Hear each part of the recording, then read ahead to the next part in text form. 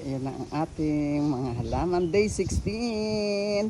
Hindi pa tayo tapos. Nagtatanim pa tayo mga mga fruits. Ayan. Para meron mga paglaki na apo ko, meron kahit paano. Ayan na. Yan. Ito ang ating mga, ito nakaabang pa to para sa cherry tomato. Yan. Ayan, okra natin, kamatis. Ayan, kamatis. Ito ang ating eggplant. Ayan, tapos doon okra. May mga bunga na yung kamatis natin. Malalaki na, mahihinog na. Ito ang ating chiko. Masasaya sila. O yung ikot-ikot. Tuwan-tuwa kami. Ayan, no? Ikot-ikot sila. Nakakatuwa. Pati halaman masaya. Ayan, eggplant. Ito ang ating mangga. Ayan, puro mga lahat sila. Puro mga natawag dun. Yung, ayan. Ayan ang kalamansi natin. Bagong kalamansi. Ito mga sili. Siling to. Tawag dito sa dalawang dalawang kama. Ay, tatlong kama ang ating sili.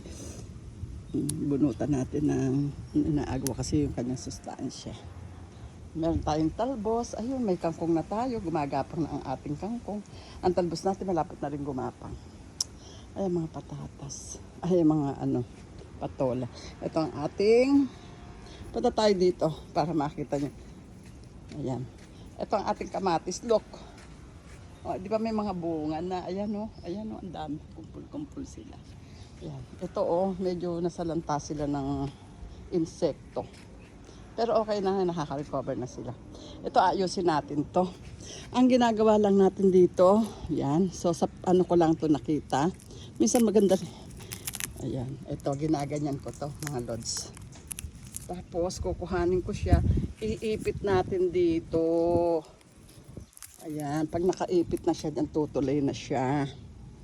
Yan, ito, ganito. Iipit natin dito. So, ngayon, ayan, ganyan lang siya, pwede na. Ayan. Pag nakaipit na siya dyan. Yan, tuloy-tuloy na igapang niya. Katulad nito, kailangan din. Yan. Para nun. Yan, ito. Iniipit lang natin, ganyan. Para nun, gagapang na siya. Tayo ang gagawa ng kanilang landas. Okay. Bye-bye na po. Ayan ang ating update natin. Yan ang ating ngayong araw na ito. Ayan. Ito, pag nagdidilig kami, yan na lang. Kinoconnect namin sa host. Okay po. Paalam na. Hindi ko pala naabonohan yan. Sige, lalagyan natin. Bye.